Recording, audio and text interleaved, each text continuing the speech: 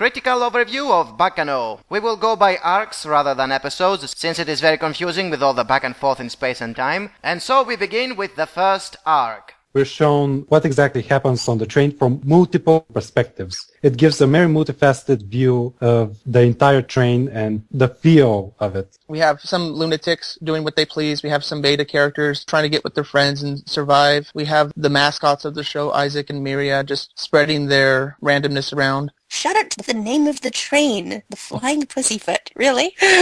It goes with the quirkiness of the show. It doesn't characterize the setting entirely, but you still have a good feeling at which card is which and what significance it has. It's perfectly paced, it's perfectly fine, executed from top to bottom with each character. Also in the beginning with the whole monologue of like the teacher and the student giving a backdrop story of like how there is a story that never ends, which is interesting and kind of loses and gets the interest for the viewers. You got an idea of what the story is trying to do, and it kind of gives more of a inclusive mystery to it that I think I found it interesting, and I think it could intrigue anyone who started watching the first arc. A bit heavy on murder is fun, but overall it's fun and that's what's important. The Flying Pussyfoot arc gives a very concrete understanding to each of its characters more so than any other arc will. You genuinely just get to have a good damn time. By far the best arc of Baccano. It has probably the most amount of character development for all of them, and overall, just a great watch. What do you think about the occult mystery elements? Because that's what the story alluded to.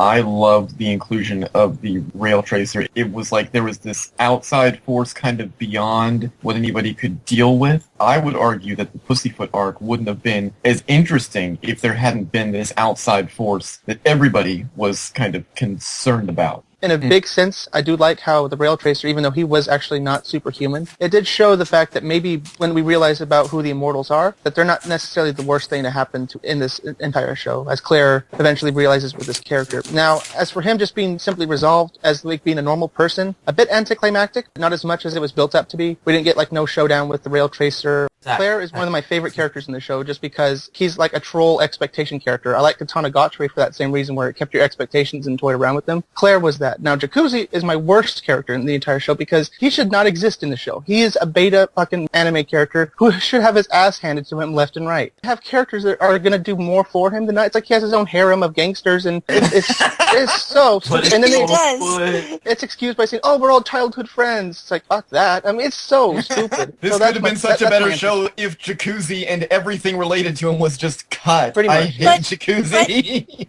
Realistically, such a character should be squashed because they're too soft. But at the same time, he had a certain transition in where he decided that he will embrace his altruism and protect other people, sacrificing himself in the process if necessary. He had that transition into a badass. Moving to the second arc. This is where the occult connections are made, and it also shows the more philosophical nature of both the characters and the story. Another totally badass arc. The Alchemists and the Immortals, they kind of demystify the whole aspect of the show, but the Immortals didn't suddenly become lame. There's a lot of shows where they will reveal how a character is, and it usually makes them not be cool anymore. This show was careful in showing how they became Immortals through some rather cool means. It gives context to how the show has a right to some conveniences and keep characters alive. Many things are irrelevant and they're just done for the rule of cool aspects. We go from a train and mystery and intrigue, hectic and tension and excitement and oh my goodness, what can happen here? You know, we got a whole bunch of characters who have their own quirks. Mix them all together, we get a melting pot of craziness.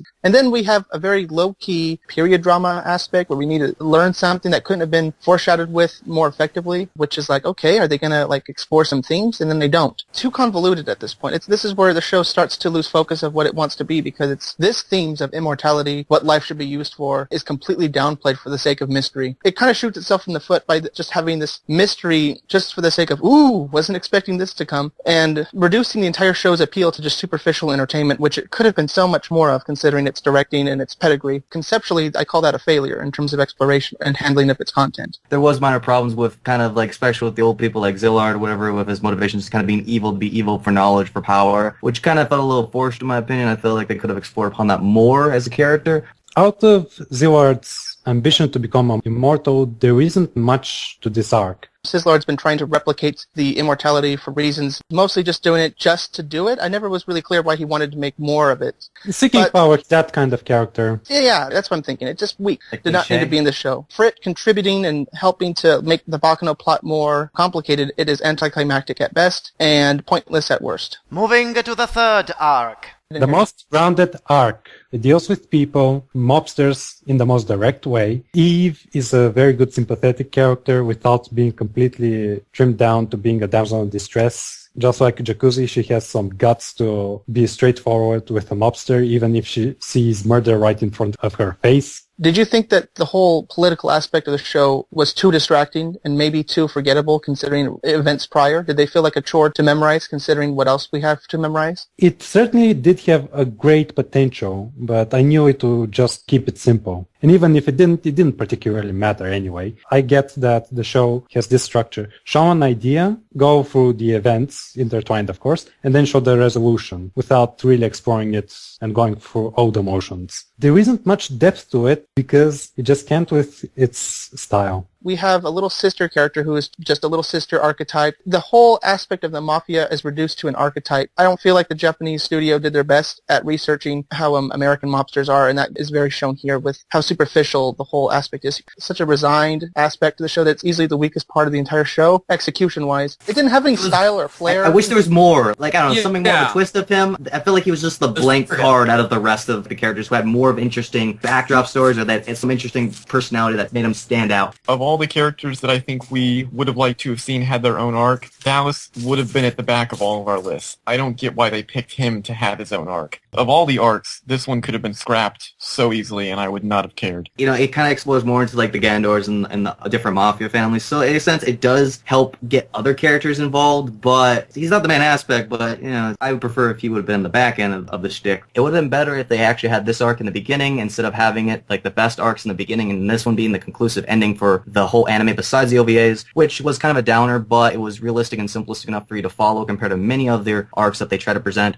Dallas's arc feels like what the OVAs should have been about. Like, if the OVAs were going to be a side story, Dallas's arc should have been that. Because the OVAs are actually super important in tying to the main Pussyfoot arc. So if you're going to have side arc OVAs, make it about Dallas. Don't make his arc part of the actual fucking show. And now the fourth and last arc, which takes place in the OVAs. Monkey Wrench. Gar Mechanic, that's the name of the arc. It introduces a new character, which was unnecessary in my opinion, because the story kind of ended. It tied up some of the previous arcs, but here we get a bit of fleshing out on Rail Tracer, or Claire. It humanizes him much more. It gives some more screen time to Shane to warm up to her for being a mute. And of course, more Jacuzzi, which in my eyes is even better. We talked how he confronted the Monkey Wrench with all his bows, despite being injured and crippled. A bit of Nakama power, a bit of convenience due to pure madness. We see a snippet of Miria and Isaac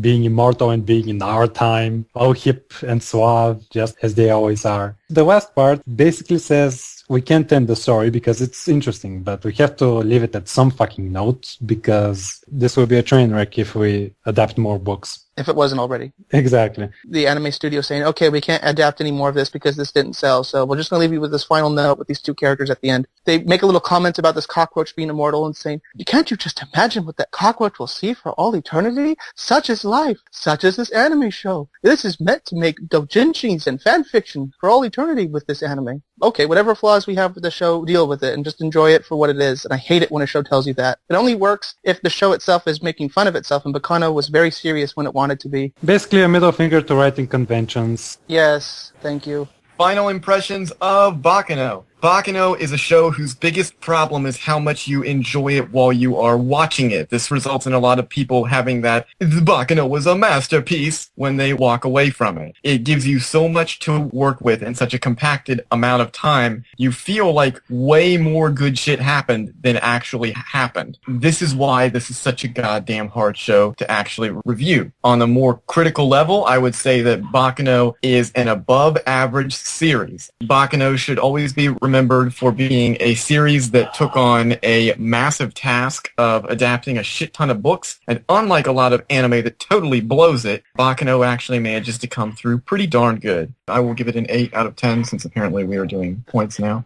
I know the show is not for everyone because of all the time skips and time rewinds and various vantage points, so to speak, in storytelling. But if you can keep up with the pace of a train, you can watch Baccano. Grab some popcorn, have your friends grab their notepads and take notes on which character is doing this, what's happening, blah, blah, blah, if you need someone to do that for you. I have had it with these motherfucking immortals on this motherfucking train.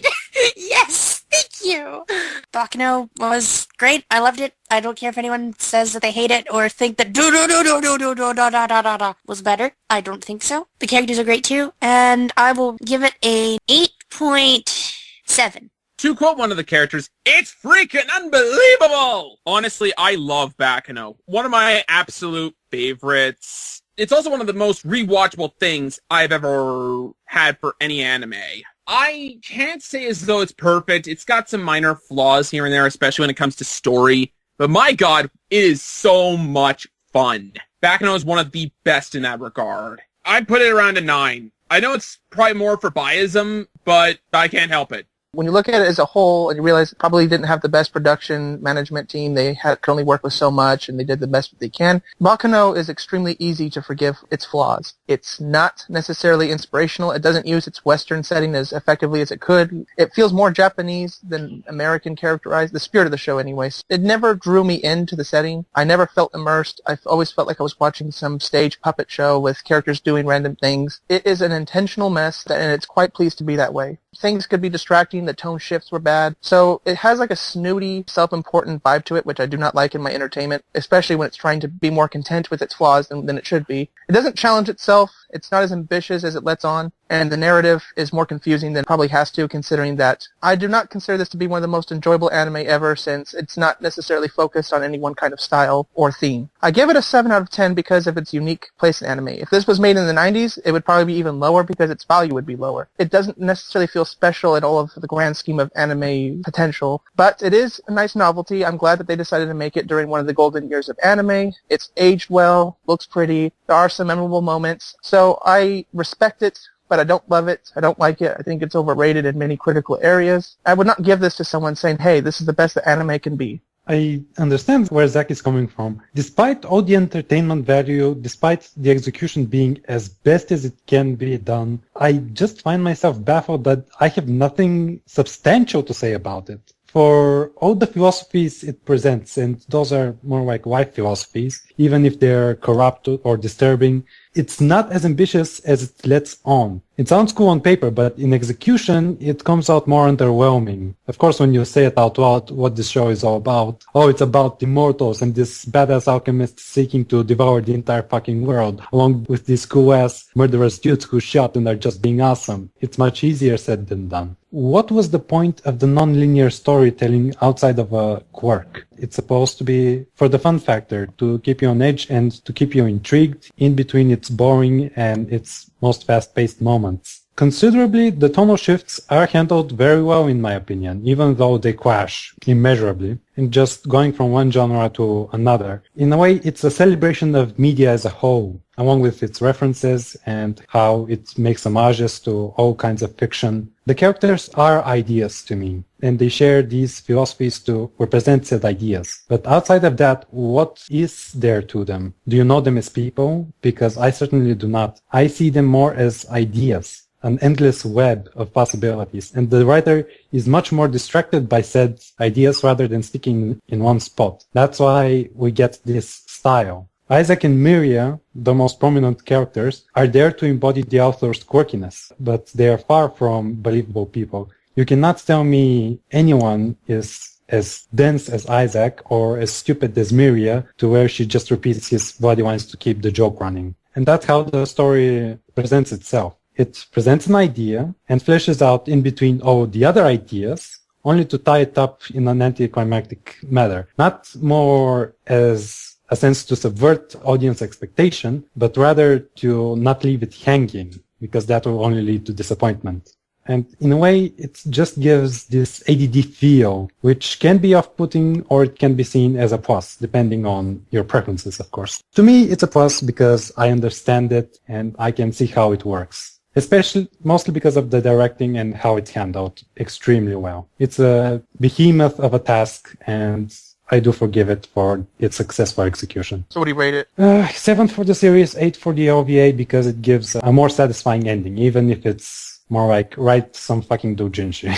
The main flaws it kind of has that kind of can downgrade it quite a bit is definitely it's hard to follow as far as its non-linear storytelling, which is a weakness, but it's also a plus at the same time. It's a hit or miss. It can please people, it can also not, which can be jarring for a lot of people who watch it. So that kind of mess up the story in many different ways with its plot points and a few anticlimactic points that it throws at you as well. But its characters, they are very memorable, and it's really nice to endure and definitely encourage to see more and watch how they develop through the whole timeline of this jarring story. But at the same sense, they do get to the point where there's so many of them that it's hard to follow for the short rundown that it gets. But it's the direction and the animation and how they adapt it was very well done, and I commend it for that. My enjoyment level is definitely really high. It's definitely something that I keep in my top 10 personally, just for how much I loved it for what it was. Is it the masterpiece that it deserves? It's not a masterpiece. Is it really good for what it did? Yeah, it is. Of course it is, and I think it should be commended for that. I reviewed it. I gave it like an 8.8. I'd probably still stand at that point for me, an 8.8 out of 10. Okay, now I'm stopping the recording. Hey, you didn't speak. You didn't speak, Rory. Fuck this piece of shit. That's all I have to say. This piece of shit. Yes. So, hey, Rory, you give it a 7, right? I give it a 7 because it's rule of cool even if I don't like it. Okay. Scrolls, do you have anything to add? To what? No dogs, right? Yeah, you were cut off by the dog. Okay, you were cut off by the Oh dogs. Do my you have god, these fucking dogs. They keep coming up when I'm like talking. It's like, yeah, okay, now they're gonna talk. They're gonna, yep, they Bye-bye. Well, alright. Okay, see ya. You're unimportant. Oh, man. Dead. He's dead to me. Okay, oh man, I don't think the dogs are gonna be talking right now. They're gonna talk.